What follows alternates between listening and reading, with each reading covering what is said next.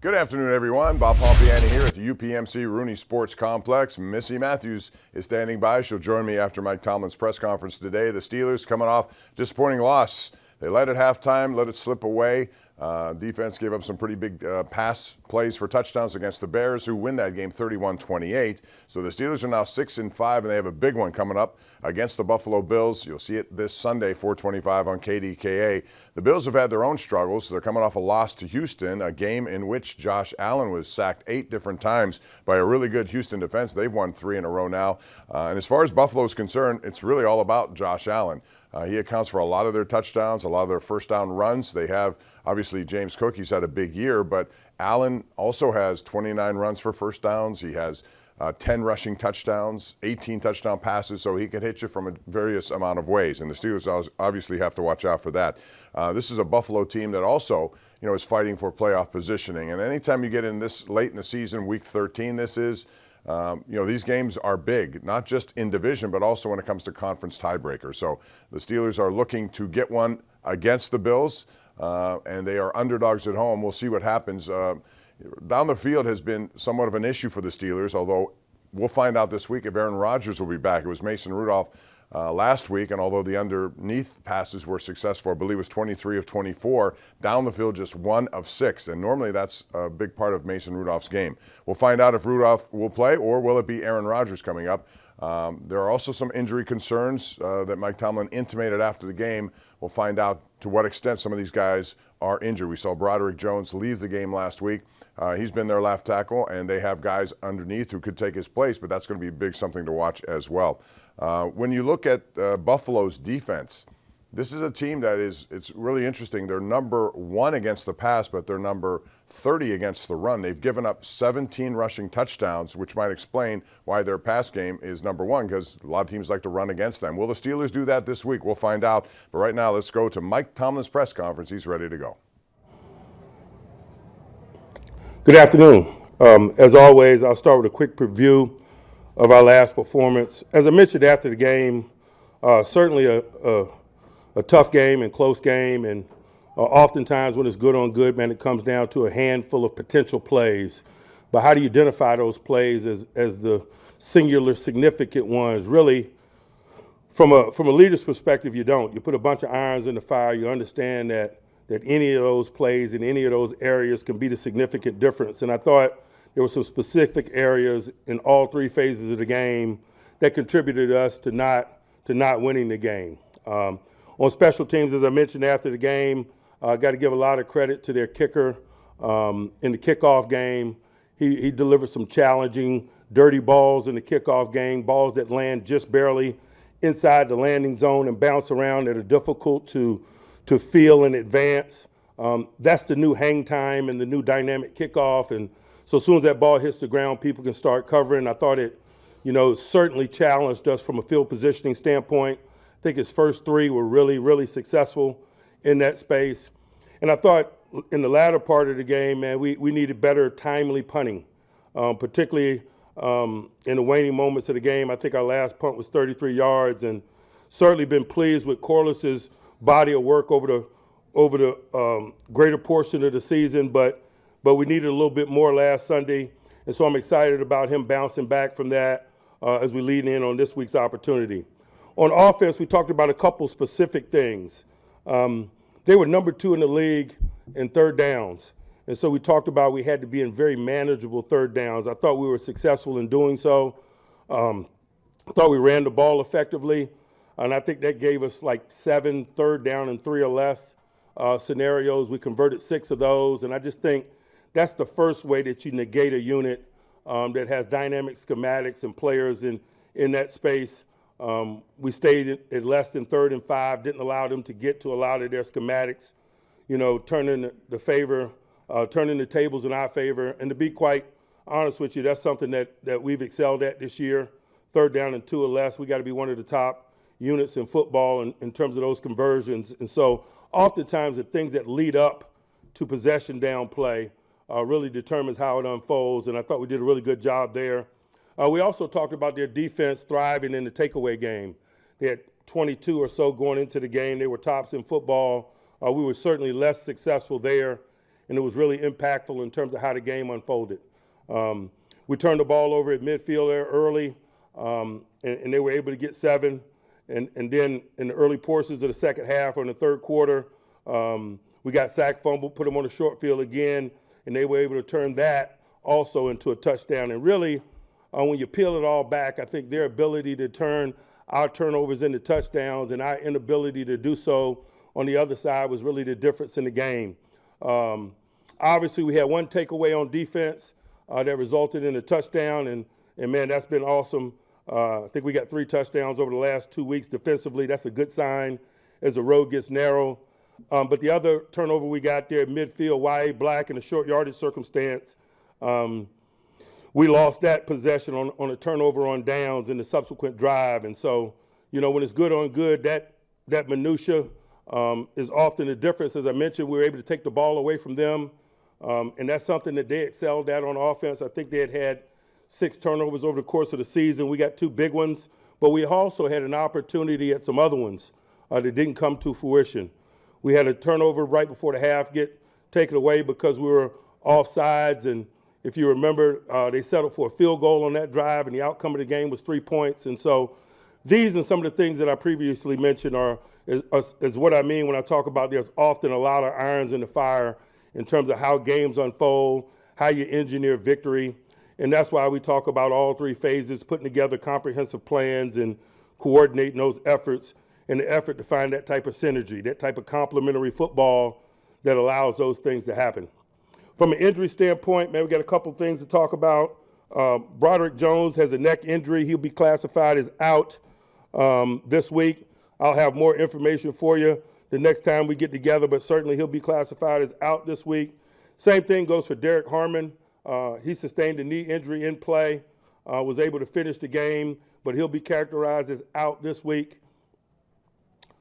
Optimistic about a couple returns.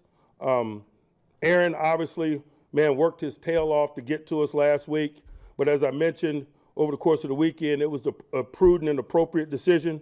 We'll start this week with great optimism, although we certainly will limit him at the early portions of the week, provide opportunities for the other quarterbacks while preserving him. But again, we're comfortable with the general trajectory, but I'll keep you updated, and his level of participation and the quality of his participation over the course of the week will be the greatest indicator. Same thing could be said for Alex Highsmith. He's been out the last couple of weeks, but we're optimistic as we start the week about his inclusion this week. A couple of guys that are managing some in-game things from last week that may be limited at the early portions of the week, and we'll see where their participation leads. Joey Porter with a hip. DK Metcalf got his ankle rolled, but he was able to finish. But again, certainly will probably limit him at the early portions of the week. And the same thing for Ben Skoranek with a shoulder. Now on to Buffalo. Man, really excited about this AFC matchup at Acrisure Stadium. Man, things are tight in the AFC. They're certainly a viable group. It's a big ball weekend here in Pittsburgh. And so I'll start first with their offense. Josh Allen, man, what a competitor. We talk a lot about his talents, his legs, his arms, and things of that nature. But it's the intangible quality that really captures your attention as you study tape. His ability to rise up in the moment, his will, his competitive spirit, how he finishes plays, whether it's scramble plays to keep passes alive or, when he chooses to pull the ball down and run. You got to be really conscious of what you do schematically in terms of how you rush him and how you support that rush with the coverage behind it. Because, again, his ability to extend plays without negativity, his ability to break you down with his legs, certainly we've seen over the course of this season, and certainly we've seen firsthand over the course of his career some of the games that we've been in against him. Man, they're running the ball extremely well. Certainly he's a component of that. But, man, Cook is doing an awesome job.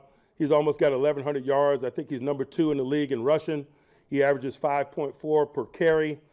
He's got 8 touchdowns. He's a bell cow for him and really has been for a number of years now.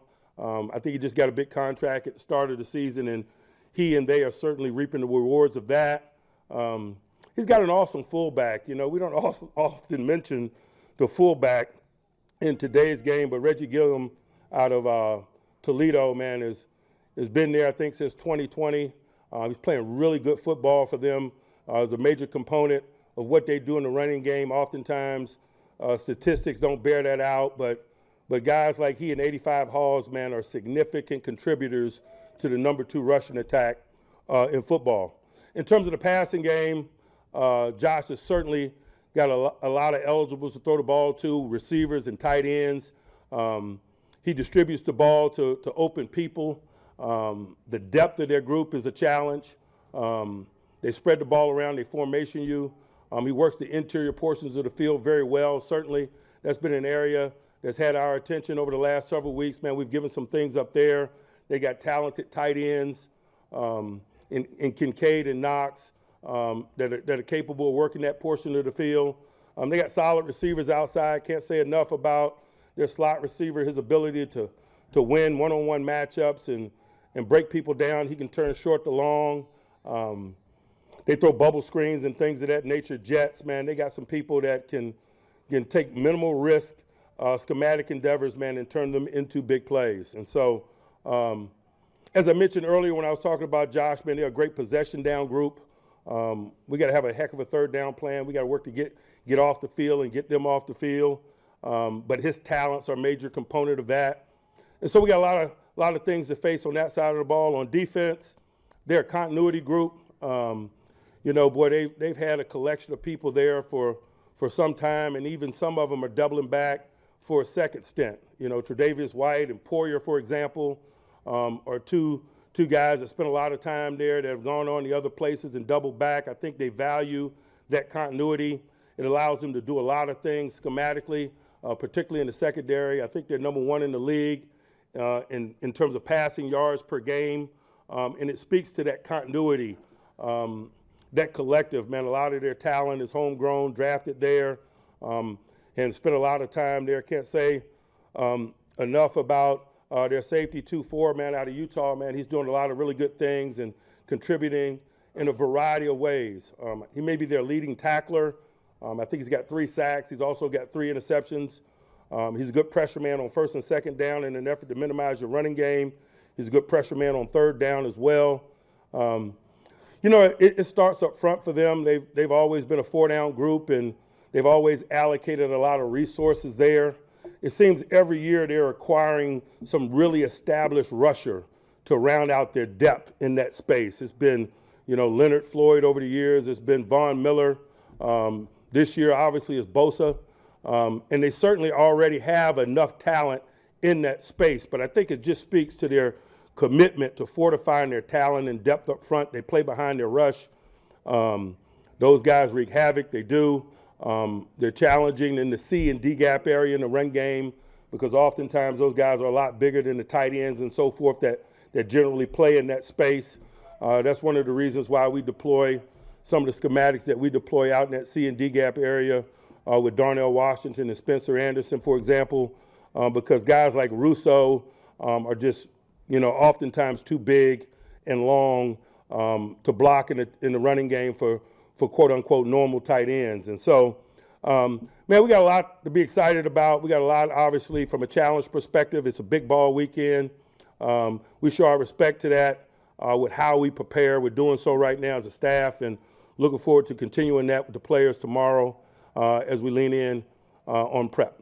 I'll pause and open it up for questions. Mike, was one extra week or a week off enough to alleviate any concerns / fears you might have had about Aaron with his wrist?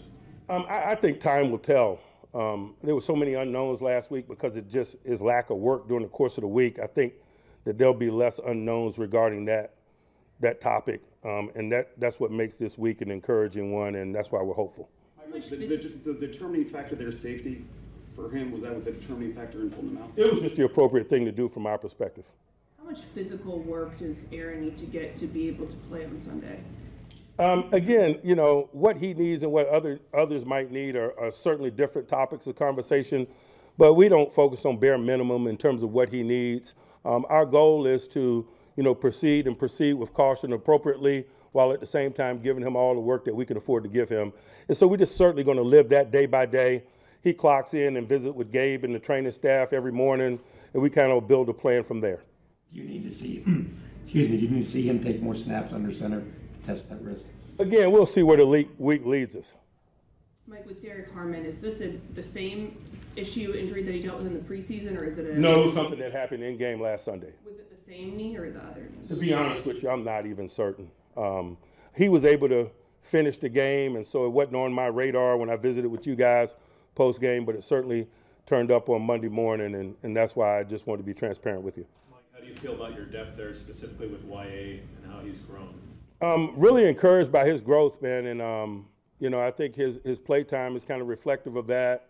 But we like our young D linemen, and we've acquired a new one in Broderick, and so sometimes guys will get an opportunity. One man's misfortune is another man or another men's opportunity, and so we're encouraged by the depth that we have at that position. We'll take the collective through the week. We can see who can execute detail, and I'm sure it'll be more than one person. It often is when we're talking about losing somebody that's starter caliber. Like, how do you balance maybe the competitive nature of a guy like Aaron, who obviously really wants to be out there and play, versus what you feel is right in terms of safety and just the long-term benefit for the team? I think first and foremost, you lean on the advice of the medical experts. I'm not going to take his competitive spirit and his will to compete as a negative. Those are positives. But certainly, it's our job as leaders to exercise appropriate precaution, and first and foremost for me are the opinions of the medical staff. When you look back at it, where do you think you guys could have been better in your red zone defense against Chicago? There are a couple calls you'd like to have back, certainly. There's some detail that you'd like to have back, but oftentimes that's just the case. It's not, one glaring thing. It's popcorn. It's minutia here, minutia there. Man, we'd like to be in a different call under this circumstance. We'd like to have someone better positioned in that circumstance, and I think that's kind of reflective of the red zone output last week. Through 11 games, big picture, offense or defense, do you find that you are dealing most often with those popcorn elements, or do you find that you are coaching around or still trying to coach better shortcomings?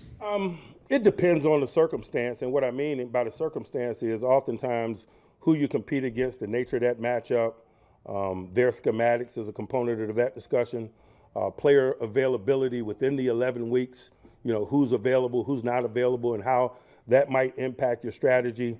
And so, it's difficult to paint with a broad brush, but I'll say largely, generally it's a combination of all of the above.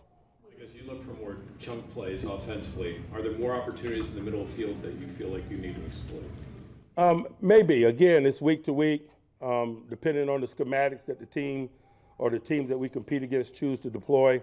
But certainly, largely, if you look at the large body of work, there's probably some more opportunities for us in the interior portions of the field. How did Calvin Anderson perform when he had to go in there, and who's going to be your swing tackle this week? Feel really comfortable with what Calvin has given us. He's been that guy that's a swing tackle for us, and he's shown really good capabilities in that area, but we're also extremely comfortable with Pete, and that's one of the reasons why we acquired Pete, in the team development process. There's a guy that has a resume that started wire to wire, that came into this league as a first rounder, and so certainly he has a different profile than Calvin. We like both guys. Both guys are veteran professionals who have a certain level of preparedness and maturity that they bring to the work every day. And so we're going to prepare both guys, and we'll have more clarity as we get closer to game time. Mike, why has consistency been so elusive, particularly on defense? It always is. I think oftentimes your record reflects that.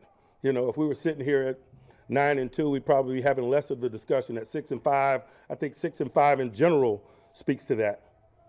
Mike, the Bears got a bunch of their chunk plays against you guys in cover 3 zone defense. It seemed like you guys were leaning away from that in the recent weeks where you guys were finding more defensive success. Did you view that as maybe a schematic error in the alignment, or more of an execution error that you guys need to be better in those moments? Sometimes it's just decisions that you make in an effort to fortify the matchup. As I mentioned, not only at the beginning of this, but at the beginning of last week, we were playing the number 2 Russian team in football. And so, man, that requires a certain deployment of schematics. And oftentimes the play action pass is a negative byproduct of that. I thought they executed their play action passing game with more fluidity and more consistently than they had leading up to our game. And so I got to give them credit for their planning and execution in that space. In the situation of the 25-yard more touchdown we ran up the seam against you guys, it was trips right, 4 verticals. Is that a situation where you have to check out of the cover 3 zone?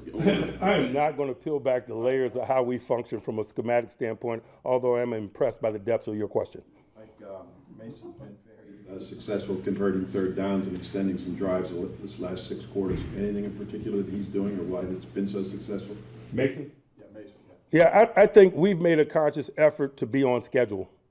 And I think when you're on schedule, man, it provides you more options and more ways to skin the cat, if you will. The run game becomes a component of it. As I mentioned, we're one of the elite teams in third down and 2 or less.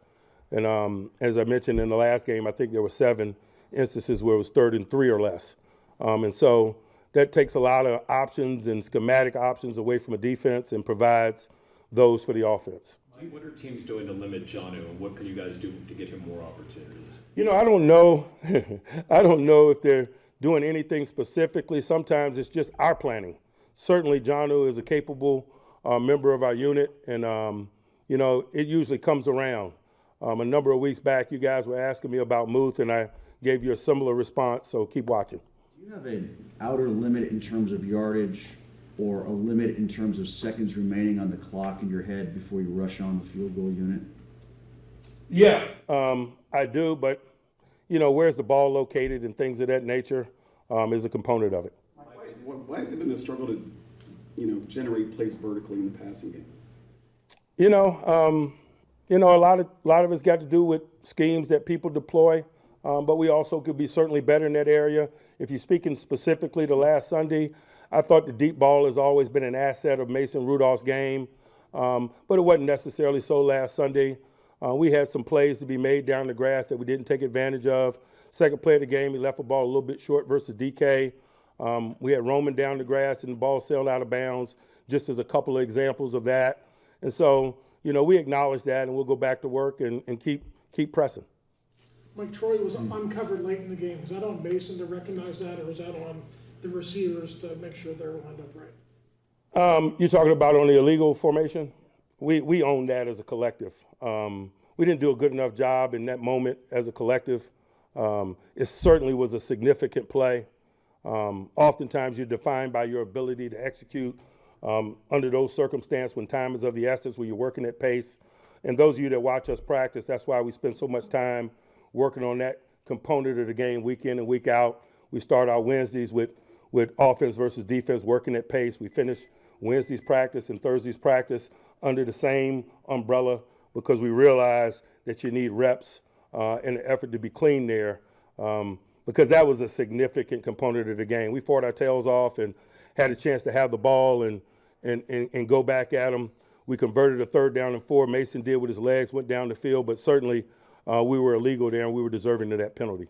On that final play, did you consider a field goal, and did getting the K-ball in factor it in at all to the decision? I didn't. I didn't feel comfortable with the distance there.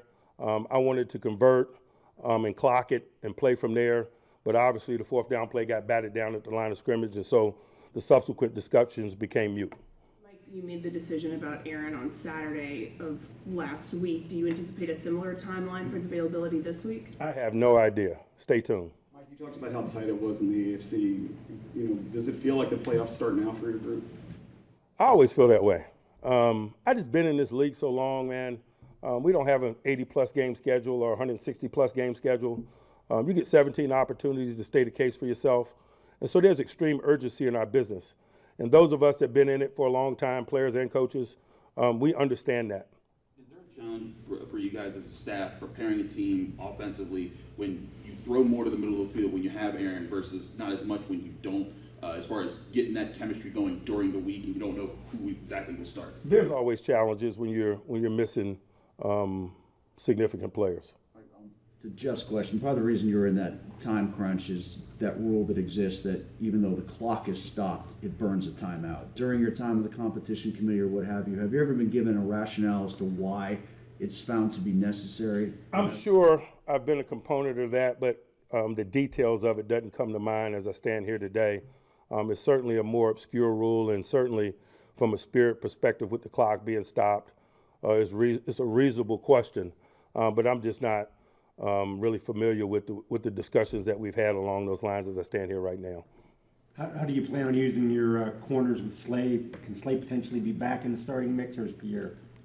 We feel really comfortable with his availability this week. We'll make that determination as we get closer to game time and really look at some of the schematic things that we're dealing with. Certainly Joey being limited at the top part of the week could be a component of that discussion as well.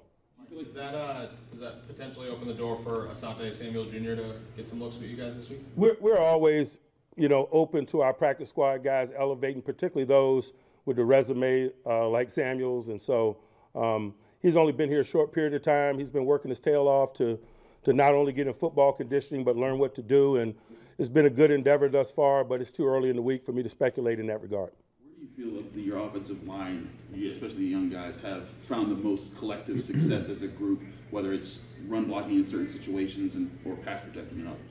I just think in general they've been on the upswing. The arrow's pointed up on that collective, as a collective and as individuals, and so I'm encouraged by it. But I say that weekly, and oftentimes the statistics don't bear that out. But that's just how games unfold. I love the fact that they're largely playing penalty-free. To be honest with you, we don't talk about that enough. I think as a collective they've been penalized maybe 8 times this season. And so with a young group playing as penalty-free as they are, I'd be wrong if I didn't mention that as a component of their growth and development as well. Anyone else? Mike, earlier today, Hines Ward was named a semifinalist for the Pro Football Hall of Fame. What would be your pitch to the committee to try and get him into the Hall? Hey, numbers do not tell his story, although his numbers are special. They are. I think that's a guy with 1,000 or so career catches. But, man, if you were around him, if you were in stadiums with him, if you were a member of his team or an opposing player, you understood what playing with and against Hines Ward was about. He was a football player first, a wide receiver second. To be quite honest with you, he was an offensive perimeter bully. And I say that in a complimentary way. To me, he's a legendary player in his generation because of the way that he played, the amount of respect that he carried when he didn't have the ball in his hands, when it wasn't even a pass, is stuff of legend. Mike, is he an example you still use today with guys? Without question. Without question. All right. Thank you. Thank you. Thanks, Mike. All right, that's Mike Tomlin. Missy Matthews joins me now, and I think that was a good way to end that with Hines Ward. Now moving into the semifinal category.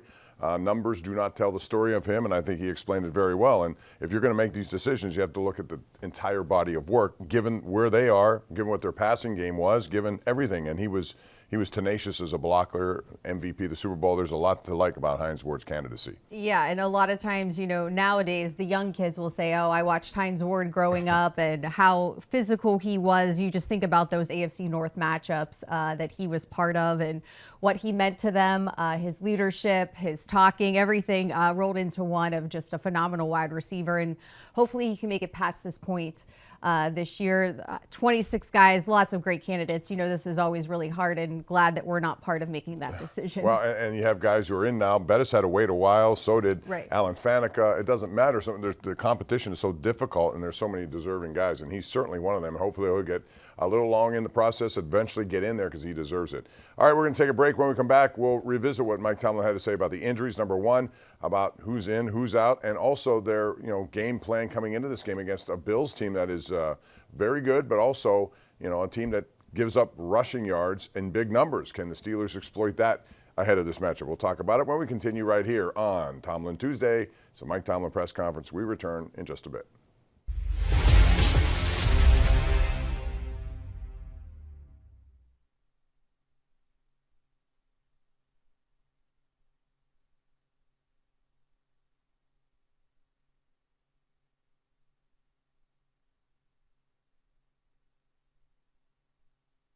Get all your Steelers gear direct from the team. Shop the Steelers Pro Shop in-store or online for all things black and gold. You can get jerseys, hats, authentic memorabilia, custom gear, and exclusives you can't find anywhere else. And of course, get the ultimate Steelers game day accessory, the Terrible Towel. Steelers Nation shops here. Get your gear in-store or online at shop.steelers.com. Mason, there were several momentum flows in that game. You guys had in the first half, they had one in the second. Did you get the ball back in the minute and a half? What was your thought process then? Yeah, I think at that point you just got to put all the ebbs and flows of the game behind you and look ahead. And credit to our defense for getting us the ball back, time on the clock, and giving us a chance to win it. Mason, when did you find out that you'd be starting today? Yesterday. What have the last, 24 or 48 hours been like for you preparing to step into this spot? Yeah, I think I've got plenty of experience in this role, finding out at the beginning of the week, at the end of the week, in the middle of the week, when you're playing. And so I felt, that's the role of the backup quarterback. You got to be ready whenever your number's called, and I felt ready today. Mason, where'd you guys need to get to there for Boz? And what did you have in mind to get there? Yeah, I think, I don't know, anywhere around the 40-yard line, he's pretty darn good. So even north of the 40, but yeah, I think started out with a couple nice completions, and credit to them. They made some nice plays. They played some tight man coverage, and heated us up there at the end, and was able to bat the pass away. So they played a good game, and credit to the defense. Our fans are here. Give them something to cheer about today. The crowd at Acrisure is so loud. Wow! There's nothing like game day in Pittsburgh. Oh my, TJ! This defense is swarming. And it's kicked off. Wow! What a catch! Guess who? Touchdown, Pittsburgh Steelers! We'll see you at Acrisure Stadium. Here we go.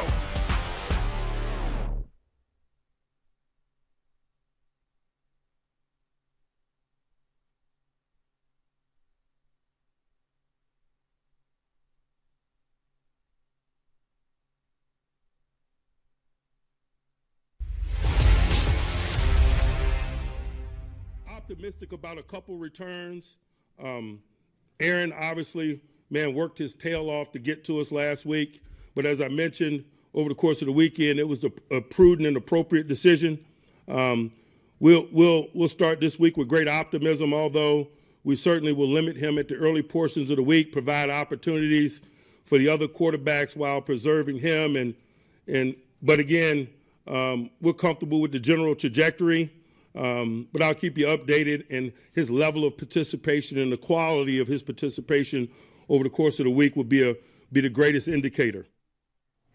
That's Mike Tomlin talking about Aaron Rodgers and how things played out last week and how they may be different this week. But Missy, last week they made that decision the day before the game. Do you anticipate the same kind of scenario? And he's been walking around with that wrist brace on, so that's a big part of what goes on here. Players have played through that kind of stuff. I suspect Aaron Rodgers will do that also. But you got to be aware of some of the limitations he may have. You think it's a decision that comes later in the week? I don't know if it'll necessarily come later. I feel like probably after a week of going through what he did, being limited those last 2 days, they'll have a better idea this week. Clearly, Aaron pushed to try to play against the Bears, not just because it was the Bears, but because he is that kind of ultra competitor.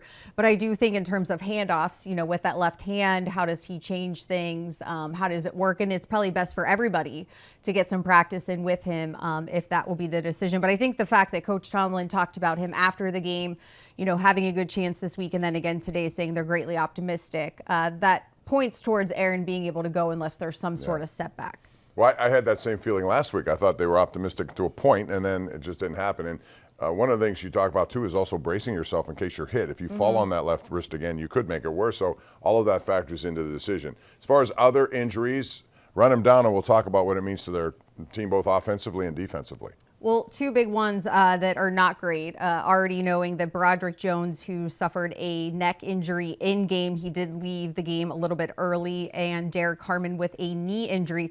Both of those guys already being ruled out by Coach Tomlin. So he said that Andreas Pete and Calvin Anderson will have a chance to take over that left tackle spot. They'll get them both some practice reps. In terms of also being optimistic, Alex Highsmith has missed the past 2 games with that pec injury, dealt with a different injury earlier in the season. Sounds like he's kind of on the Aaron Rodgers plan of it sounds good. We'll see what happens with practice. And then some other in-game injuries just to monitor. Joey Porter Jr. left twice. It's the hip that they're watching this week. Ben Skoranek with a shoulder. And then DK Metcalf was definitely playing through that ankle injury throughout the game, but there was no way he was not playing. Well, those 2 guys you mentioned first, Broderick Jones and Derek Harmon, are big parts of the trench game that these guys employ here. So we'll see how that pans out for the rest of the week and who steps up in their absence. But let's talk a little bit about last week in the Bears game. The Steelers were up at halftime. Second half, they had some problems getting things going. They deferred. They got the second half kickoff. But it was the Bears who came back, and they had some what seemed like wide open plays in pass games that led to touchdowns. The biggest one was the 25-yarder to DJ Moore. You were down there on the side of the field, and I looked at that, and it's hard to look at and say who's to blame on that play. But it seemed like it was just a collective miscommunication. Is that safe to say? Yeah, I guess so. I don't remember specifically what the temperature was or what the body language was, I should say, after that play. But I think Patrick Queen, after the game in the locker room, just talking about how it just felt like they were not in the right positions of what they should have been to defend several things, especially in that second half. This is the 3rd time in their 5 losses that they've had the lead at the half. Yes. And have not been able to finish, and even getting a chance to have the ball going into the Bears game when they started the second half with that opening possession. 3 punts, and 1 interception. So now they're at 4 punts and 1 interception. So it just has been that second half struggles that it feels like they can't get going. And then for the defense, it's more they did win the time of possession, but it didn't feel like it because the defense was just out there so often. Yeah, and it starts with their run game. The Steelers did a good job shutting that off. They were number 1 or number 2 in the NFL in rushing the football.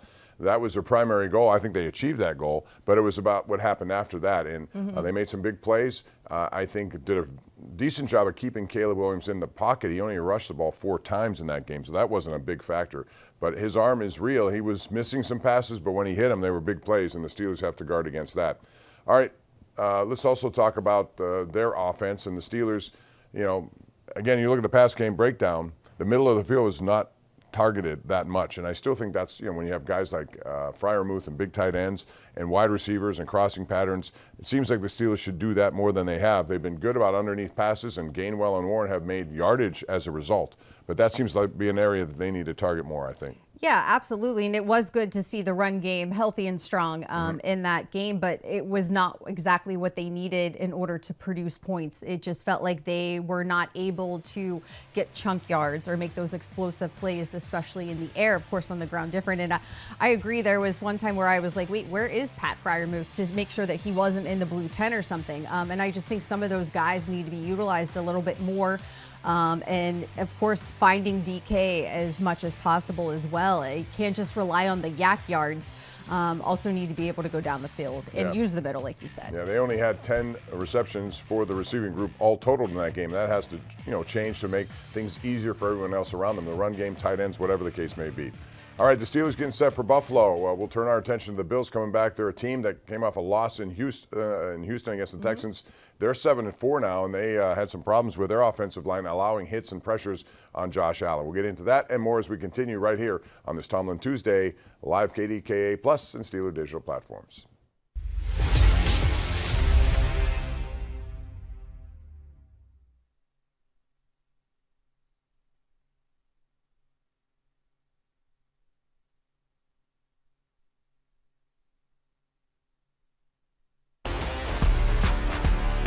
Fans are here. Give them something to cheer about today. The crowd at Acrisure is so loud.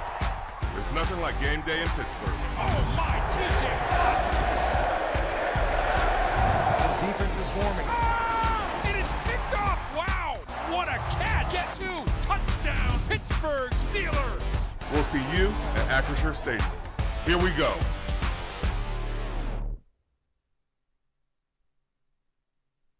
TJ, they seem to be hurting you over the middle, especially in the second half. What was going on there? What was he able to do? 18. What was he able to do in Michigan? Get the ball over the middle. I mean, we weren't able to get pressure. We get the ball clean effectively to his receivers. A lot of second and longs that I can remember that turned into either third and shorts and were converted, or either converted from second and long. So, same story, man. Got to get off the field.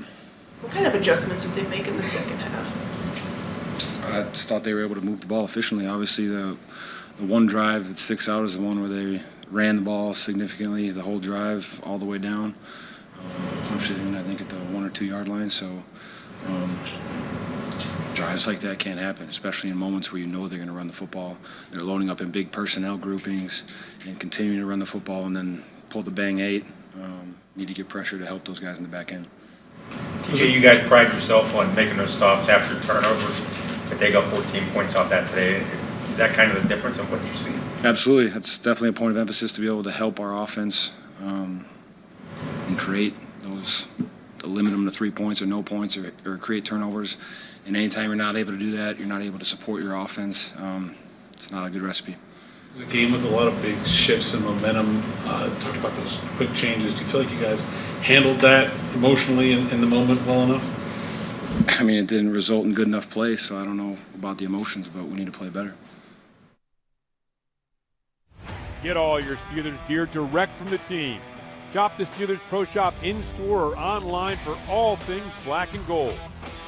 You can get jerseys, hats, authentic memorabilia, custom gear, and exclusives you can't find anywhere else. And of course, get the ultimate Steelers game day accessory, the Terrible Towel. Steelers Nation shops here. Get your gear in-store or online at shop.steelers.com.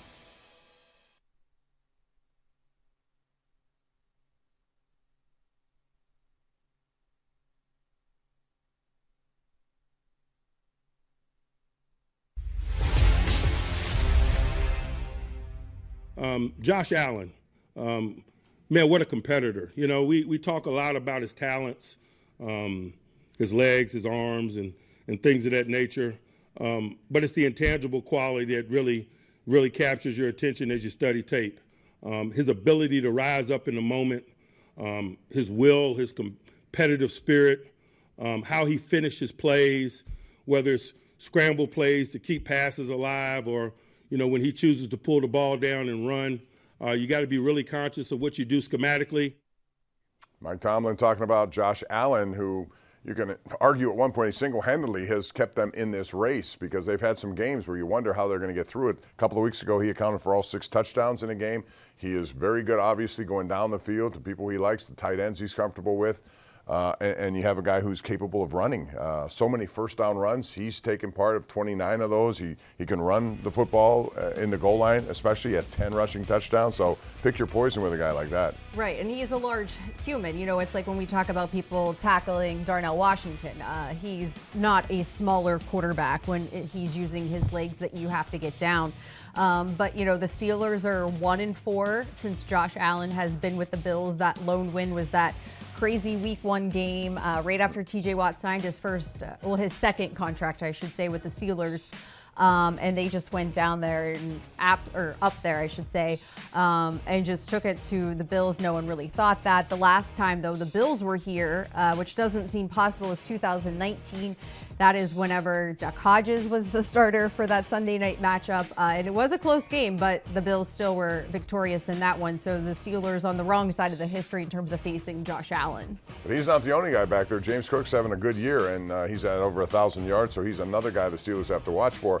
Allen likes to throw to his tight ends quite a bit. The receivers haven't had big numbers. They don't have Keon Coleman's been benched, it looks like there. So yeah, healthy scratch. Healthy scratch, like a hockey term, yeah. But Dalton Kincaid and Dawson Knox have given a lot of teams trouble when the Steelers have had their issues with tight ends. Yeah, and some of those guys have had injuries too, which has just been crazy in terms of the eligibles, as you said, in terms of Josh doing a lot to really will this offense.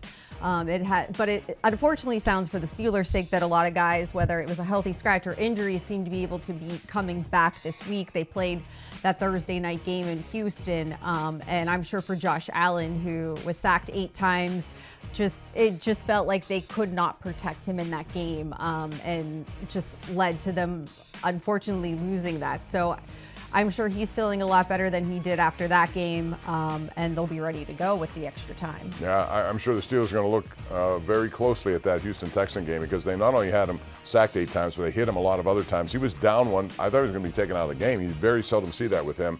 But he's a competitor, and he's going to be there, so they have to be aware of all of the things he does. As far as their defense, Missy, you look at him, and it's a strange dynamic because they are number 1 against the pass and not very good against the run. They've given up a lot of rushing touchdowns.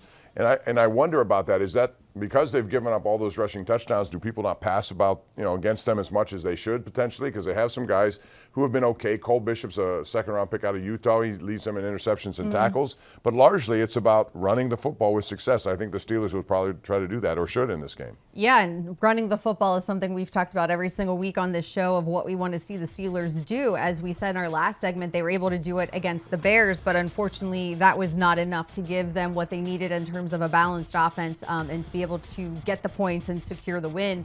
Only scoring 28, again, the opposing team scoring over 30. But I do think it felt like they got into a good groove with Jalen Warren and Kenny Gainwell. So hopefully that's something that can continue, as you said, in terms of taking advantage of some of the weaknesses of the Bills defense.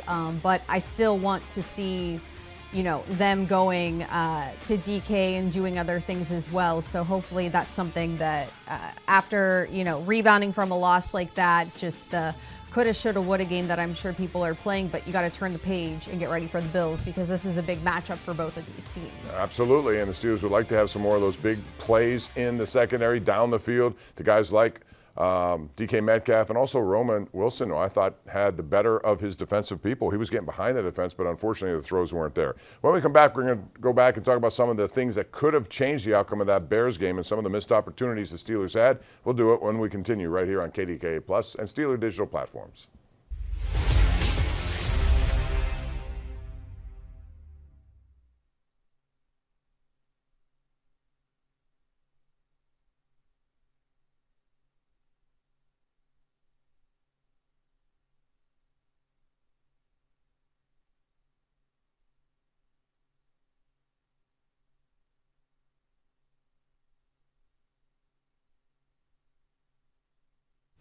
Get all your Steelers gear direct from the team.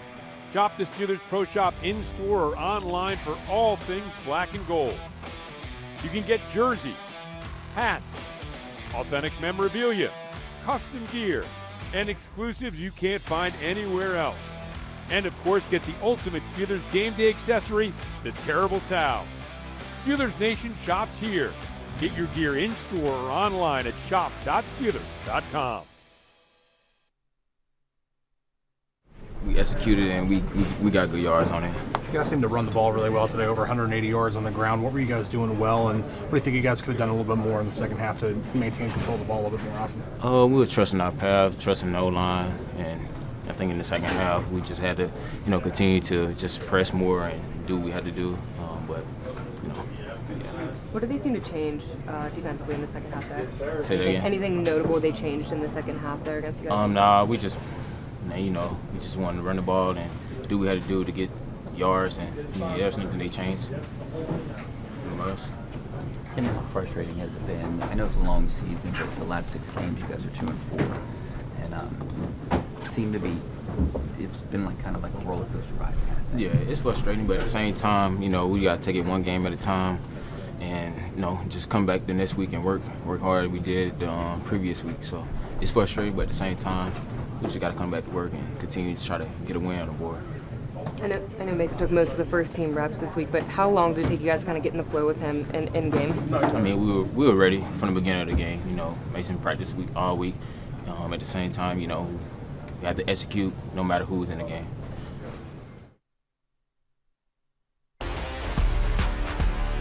fans are here. Give them something to cheer about to them. The crowd at Acrisure is so loud. Wow! There's nothing like game day in Pittsburgh. Oh my, TJ! His defense is swarming. It is picked up. Wow! What a catch! Guess who? Touchdown, Pittsburgh Steelers! We'll see you at Acrisure Stadium. Here we go.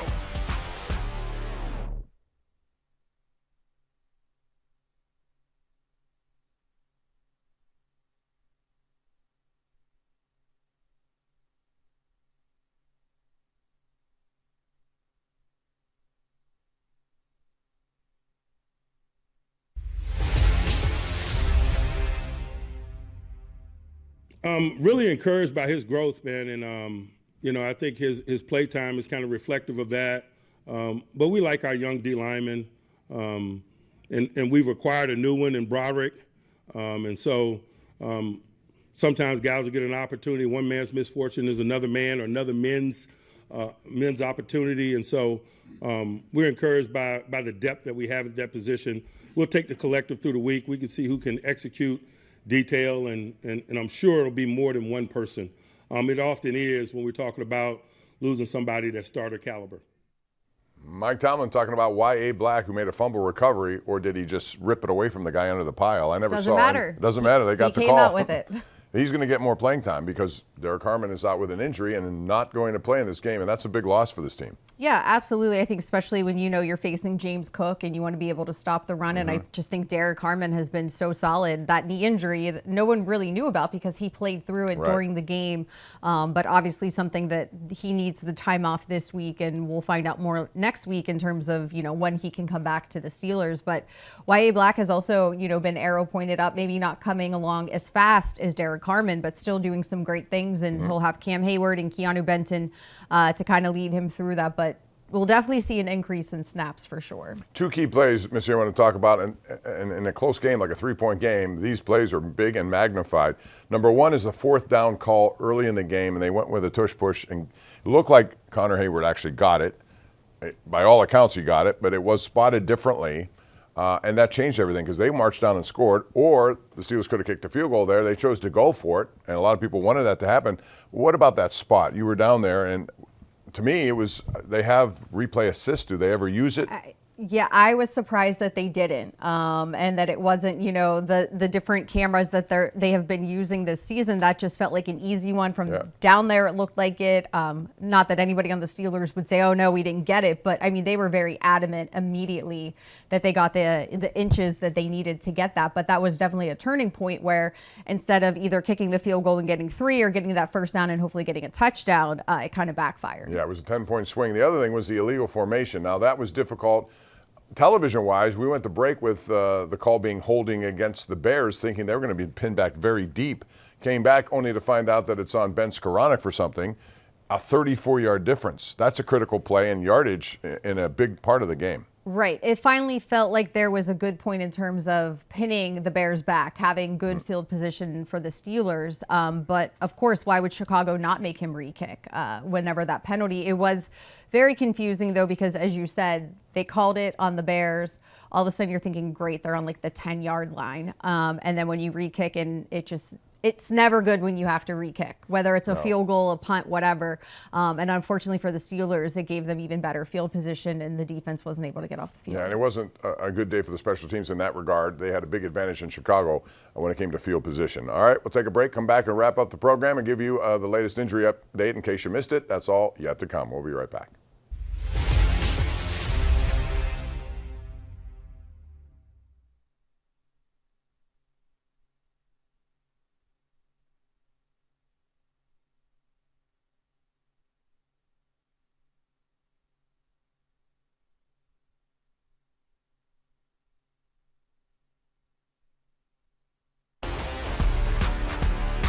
Fans are here. Give them something to cheer about to them. The crowd at Acrisure is so loud. Wow!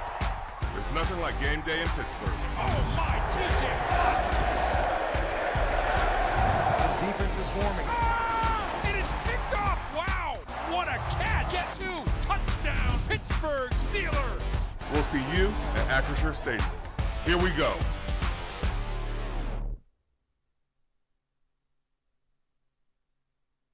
Why do you think you guys haven't put it together yet? I wish I had an answer for you. We got all the talent. We got good coaches. We got good players. We just gotta win games, man. That's all it is. That's what the NFL is about, is winning, regardless of what goes on throughout the week, regardless of who's playing, who's not playing. We gotta, at the end of the day, we gotta win. Did they do something really different in the second half there? Scoring, I think you guys were outscored 17-7 there. I mean, we gotta watch film and look at it, but right now we just got to regroup and come back stronger next week. You talked about the frustrations. How frustrating has it been? I mean, I know it's a long season, but you got to look at the last 6 games. You guys are, what, 2-4? Yeah, I mean, hindsight's 2020. You know, you can't live in the past. It's the NFL. Any given Sunday, you know, all we can do is look forward and finish the season strong. I know you guys usually focus on turnovers a lot for every game, but how important was it this week to capitalize on them? Yeah, that's every week, like you said. Like that's our culture. That's what we do here. You know, we obviously need to be more aware. Like, I can't be jumping off sides, and we got to just play good team ball, which we didn't do today. And we're looking to get back after it next week. Get all your Steelers gear direct from the team. Shop the Steelers Pro Shop in-store or online for all things black and gold. You can get jerseys, hats, authentic memorabilia, custom gear, and exclusives you can't find anywhere else. And of course, get the ultimate Steelers game day accessory, the Terrible Towel. Steelers Nation shops here. Get your gear in-store or online at shop.steelers.com.